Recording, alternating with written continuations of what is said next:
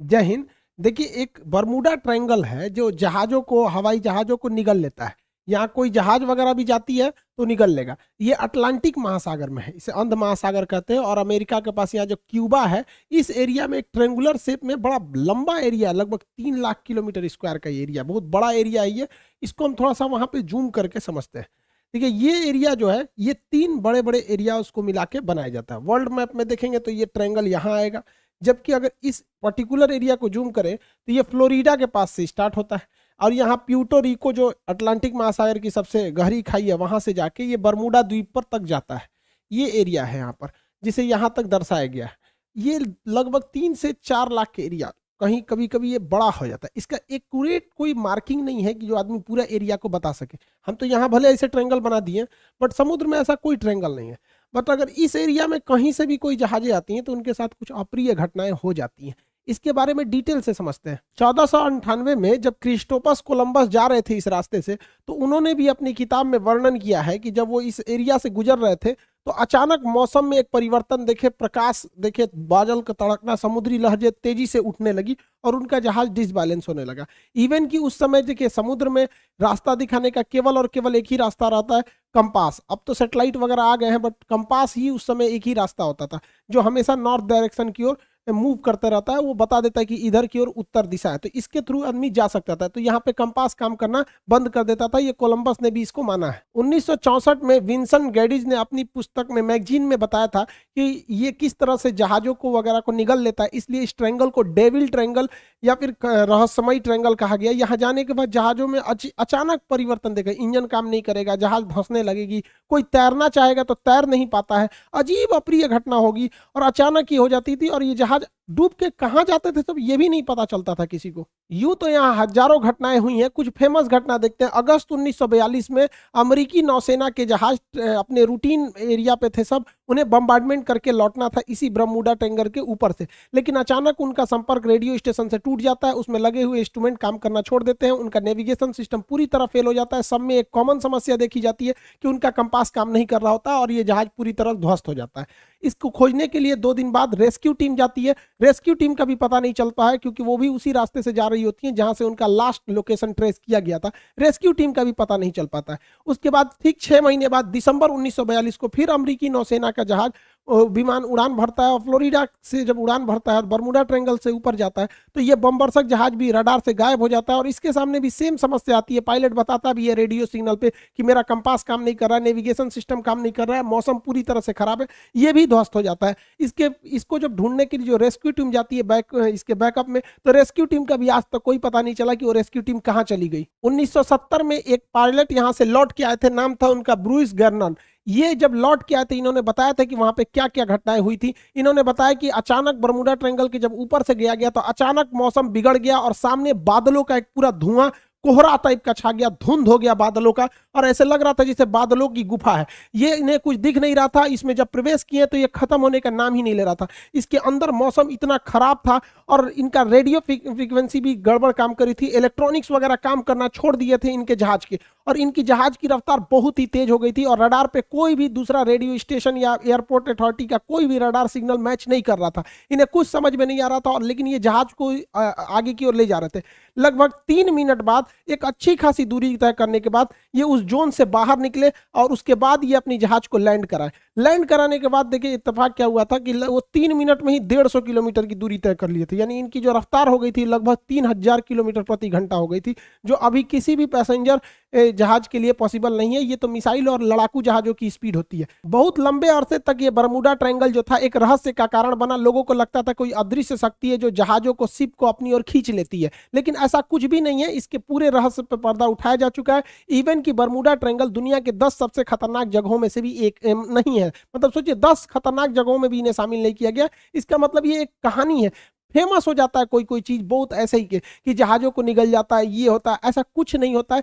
यहाँ कुछ नेचुरल घटनाएं होती है, कोई सुपर नेचुरल नहीं है जिसका लॉजिक भी अवेलेबल है। सबको हम लोग समझते हैं। जो जहाजों का मलबा गया और नीचे समुद्र के तल पे, देखिए यहाँ जो एरिया है बरमूडा का, जो एरिया, इस एरिया के नीचे ज्वालामुखी है सब, और ये ज्वालामुखी विस्फोट करते हैं सब। जब भी ज्वालामुखी विस्फोट होता है तो कुछ जहरीली गैसें निकलती हैं। इसमें मीथेन वगैरह की मात्रा निकलती है। मीथेन गैस वगैरह जब पानी से मिलता है तो उसकी डेंसिटी को एकदम घटा देता है। जब डेंसिटी, समुद्र की डेंसिटी घट जाती है तो जहाजों को डिजाइन किया गया रहता है समुद्र की डेंसिटी के हिसाब से, उसके घनत्व के हिसाब से, ताकि वो ऊपर तैर सके। डेंसिटी घटने की वजह से अचानक वो नीचे धंसने लगती है, और यही वजह है कि वहां अगर कोई तैरने की भी कोशिश करता है तो नहीं तैर पाता है, क्योंकि उनका घनत्व घट जाता है। जैसे मच्छर जो होता है मिट्टी तेल के ऊपर, पानी के ऊपर तैर रहा होता है, आप एक ढक्कन मिट्टी तेल मिला देंगे ना, या तो वो मिट्टी की तेल से सूंघने से नहीं मरता, उसका घनत्व तो कम हो जाता है और डूब के उसमें मर जाता है। यही घटना यहाँ डूबने के कारण होता है। दूसरा कारण यह है कि बरमूडा के आसपास के एरिया में छोटे छोटे समुद्री पहाड़ हैं सब इस शेप में। जब हवाएं इस पहाड़ से टकराती हैं तो उनमें एक हलचल होने लगता है, जिस हलचल से यहाँ पे एक बवंडर, एक चक्रवात उत्पन्न हो जाता है, और ये बादलों को और वहां के समुद्र के जल को पूरी तरह लहर में बदल देते हैं। और इसमें अगर कोई हवाई जहाज या कोई शिप आ जाता है तो उस चक्रवात के बीच में फंस जाता है, जिससे कि इसमें दुर्घटना हो जाती है। पानी वाली जहाजों के डूबने का तीसरा जो कारण है वो बड़ा सिंपल है, समुद्र के अंदर की पहाड़ियां। समुद्र के अंदर की वह पहाड़ी जो बाहर तक नहीं निकल पाती, उन्हें रीज या कटक कहते हैं। ऐसे कटक इटली और तुर्की के पास बहुत ज्यादा मात्रा में पाए जाते हैं। यहाँ अक्सर जहाज वगैरह गिर जाते हैं, सब नीचे का पेंडी टकरा जाता है। जैसे देखिए ये समुद्र का लेवल है, तो यहाँ पे जहाज चल रही है तो उसको ये नहीं पता है कि नीचे मेरे समुद्र है कि नहीं, और नीचे से कुछ पहाड़ी अगर ऊपर आती है तो इसके पेंदी से टकरा जाती है। ऐसी घटना इटली और तुर्की के पास बहुत ज्यादा देखने को मिलती है। आप देखेंगे इटली के तट के पास ही इतना बड़ा जहाज टकरा गया, यहाँ पर एक मालवाहक जहाज टकरा गया, यहाँ पे बड़ी बड़ी शिप टकरा टकरा के गिरी है सब। अब बताइए ये तो गलती है इन लोग की, जो कैप्टन है, क्योंकि इतने मॉडर्न शिप को अगर गिरा दिए लोग तो गड़बड़ बात है। उस समय जहाजों की दुर्घटना ज्यादा होती थी, क्योंकि न रडार था न सोनार था। आज के वक्त में पूरी बेहतरीन ढंग से रडार है, सोनार है। आज आराम से बरमूडा ट्रायंगल के ऊपर से जहाजें भी पार हो जाती हैं और शिप भी पार हो जाता है, कि उनको सोनार उन्हें बता देता है नीचे चट्टान वगैरह नहीं है। लेकिन पहले ये घटनाएं नॉर्मल थी ऐसे हो जाना। हवाई जहाज की दुर्घटना के पीछे सबसे बड़ा जो कारण है वो हेक्सागोनल क्लाउड का है। हेक्सागोनल 6 मतलब फलकों वाला एक क्लाउड होता है, बादल होता है, जिसे सबसे पहले सैटर्न ग्रह के ऊपर देखा गया था। ये बादल जो होते हैं, आप देखिए ये 6 सतह वाले बादल होते हैं, इस तरह से हेक्सागोनल शेप में ये बादल पाए जाते हैं। यहाँ ना दिखने में छोटा लग रहा है, ये सैटेलाइट से फोटो लिया गया, जबकि इसका एरिया देखेंगे तो 50 किलोमीटर स्क्वायर का एरिया होता है। सोचिए लगभग एक जिला बराबर इसका इतना बड़ा एरिया होता है, उतने बड़े में ये बादल होते हैं। और इस बादल के अंदर हवाएं इतनी बवंडर के रूप में चलती हैं, जिनका स्पीड 250 किलोमीटर प्रति घंटा होता है। यानी इसके अंदर हवाएं इतनी तेज होती हैं कि अगर कोई जहाज इसमें प्रवेश कर जाता है तो जहाज को वो तोड़ सकते हैं। तो हेक्सागोनल क्लाउड की वजह से यहाँ पे जहाजों की दुर्घटना होती है, अगर इस हेक्सागोनल क्लाउड में फंस गया तब। और ये भी देखिए फंसता भी, अगर विपरीत दिशा में फंसेगा तो तोड़ देगा उसको, और नहीं तो अगर सेम इधर ही हवाएं चल रही हैं उसी में जहाज भी फंसेगा तो जहाज की स्पीड को बहुत तेज बढ़ा देता है। यही वजह है कि जब वहां से कई जहाजें गुजरी हैं तो उनका स्पीड अचानक बहुत तेज बढ़ गया है। तो इसमें कोई दैवीय या भूत प्रेत वाली घटना या फिर कोई ऐसी चीजें नहीं है जिसका कोई पता नहीं लगेगा। नॉर्मल चीजें, अब ऐसी घटनाएं नहीं होती हैं, लेकिन ये पुरानी कहानियां, इस पे इतनी मूवी बना दी गई है, करोड़ों रुपए लोग कमा लिए इसके लिए। कहानी चाहिए एक डायरेक्टर को, अच्छा खासा कहानी बन जाता है। तो ये आप समझिए साइंटिफिक कारण। अब ऐसा कुछ नहीं होता है। ये तो रहा भैया आपका बरमूडा ट्रायंगल का, जो इधर अटलांटिक महासागर के पास कैरेबियन सागर में। ऐसे ही ये घटना जापान के पास हो गई। यहाँ पर जापान के पास भी एक ट्रेंगुलर शेप में एरिया है, वहां 1980 में एक जहाज जा रहा था डर्बीशायर। ये इतना बड़ा जहाज था जो टाइटेनिक से 2 गुना था। यहाँ कई लाख टन इसमें आयरन ओर की मात्रा भरी हुई थी। अचानक ये डूब गया, इस एरिया में अचानक डूब गया। जापान की सरकारी टीम ने उसे रेस्क्यू टीम भेजा था पता लगाने के लिए, वो भी डूब गई।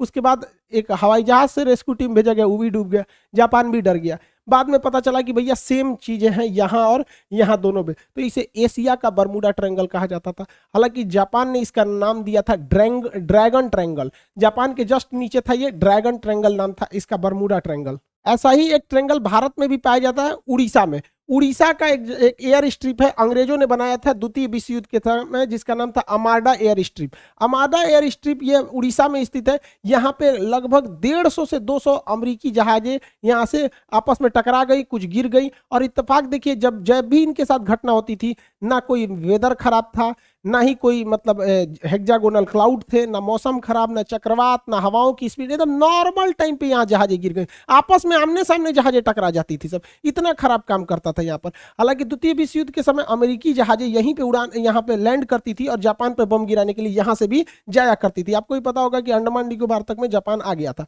तो इतनी जहाजें अमेरिका की यहाँ से क्रैश की गई थी और उनका बहुत सारा हुआ था। हालांकि ये मिलिट्री का एरिया था, इसलिए इस फाइलों को बंद कर दिया गया, बहुत ज्यादा डिस्क्लोज नहीं किया गया। तो ये भारत का बरमूडा ट्रायंगल आप कह सकते हैं। तो ये तीनों जगह, अब इसके पीछे क्या लॉजिक है भैया, आपको बरमूडा का लॉजिक बता दिए, जो सेम लॉजिक ड्रैगन ट्रायंगल पे भी है, दोनों सेम है। यहाँ क्या है कि ये एरिया झारखंड से करीब है और झारखंड के जादूगोड़ा के पास यूरेनियम की खदान है। आपको पता है यूरेनियम एक बहुत ही रेडियो एक्टिव चीज होता है। ये इलेक्ट्रॉनिक सिस्टम वगैरह को अचानक अगर हाई रेडिएशन होगा या इत्यादि होगा तो इसका बड़ा इफेक्ट पड़ता है, जिससे कि इलेक्ट्रॉनिक सिस्टम काम नहीं करते थे, नेविगेशन खराब हो जाता था, दोनों जहाजों का नेविगेशन एक ही डायरेक्शन में दिखाने लगता था। इसी की वजह से इसलिए दो जहाजें आपस में आमने सामने यहाँ पर टकरा जाती थी अमार्डा एयर स्ट्रिप पर। हालांकि ये चीजें आप बहुत कम सुने होंगे क्योंकि ये मिलिट्री वाला जो एयरबेस होता है उसकी बहुत ही चीजों को टॉप सीक्रेट ही रखा जाता है। आप तीनों तरह के ट्रायंगल को देखिए, इत्तेफाक देखिए, ये वाला है बरमूडा ट्रायंगल और यहाँ पर है प्रशांत महासागर, अटलांटिक महासागर में, प्रशांत महासागर में है यहाँ पर ड्रैगन ट्रायंगल और भारत में है यहाँ पर आपका अमार्डा एयर स्ट्रिप। अगर आप इसको देखिएगा अक्षांश तो तीनों एक ही अक्षांश पे आएंगे सब आपको। देखिए तीनों एक ही लेटीट्यूड पे लगभग आ जाते हैं, तो ये एक इत्तेफाक कह सकते हैं। हालांकि सबके पीछे साइंटिफिक कारण है। अब ऐसी कोई घटनाएं नहीं होती हैं। जो भी कहता है कि यहाँ पे कोई सुपर नेचुरल पावर है, ये है सब मन गढ़ंत कहानी है ये सब। हालांकि अटलांटिक महासागर में एक और जगह है सारगैसो।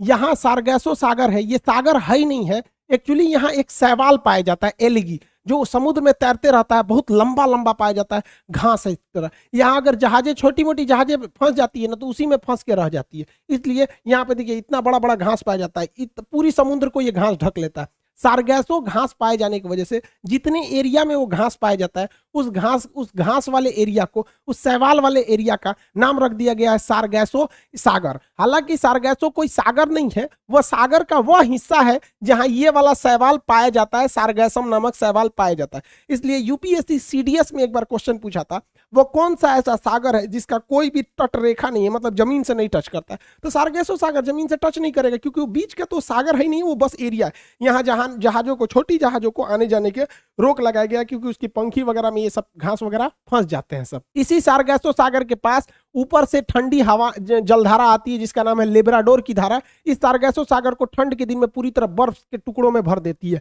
इसी सारगैसो सागर में अप्रैल 1912 को टकरा गया था टाइटेनिक जहाज और इसी सारगैसो सागर में लिब्राडोर द्वारा लाई गई ठंडी जलधारा के बर्फ से टकराने से टाइटेनिक जहाज डूब गया था। अगला क्वेश्चन पूछता है ब्लैक होल से। अंतरिक्ष का ब्लैक होल है, इसकी डेंसिटी सबसे ज्यादा होती है। इसकी डेंसिटी इतनी ज्यादा होती है कि इसके एक चम्मच मिट्टी का, अगर हम ब्लैक होल से एक चम्मच मिट्टी लाएंगे और उसका वजन करेंगे तो 10 हाथियों के बराबर होगा। सोचिए इतना भयानक ये डेंसिटी होता है, इतना घना होता है, ये प्रकाश को भी जाने नहीं देता है। तो क्वेश्चन भी पूछेगा कि ब्लैक होल प्रकाश को भी गुजरने नहीं देता है, क्यों? तो ऑप्शन नंबर बी पर आंसर होता है अति उच्च घनत्व के कारण। और इसका एक उल्टा क्वेश्चन पूछता है, एक वह हाइपोथेसिस को क्या कहते हैं जिसमें यह मान लिया जाता है, यह कल्पना किया जाता है कि सारे प्रकाश वहीं से आ रहे हैं, तो उसे हम व्हाइट होल कहते हैं। हालांकि ब्लैक होल और व्हाइट होल का पूरा परिकल्पना हम आपको ज्योग्राफी के क्लास में पढ़ा चुके हैं। भारत के जम्मू कश्मीर में लद्दाख और बारामूला की कुछ ऐसी पहाड़ियां हैं जिनमें चुंबकीय क्षमता है। ये भी क्या करती हैं, जहाजों के डायरेक्शन को भटका देती है।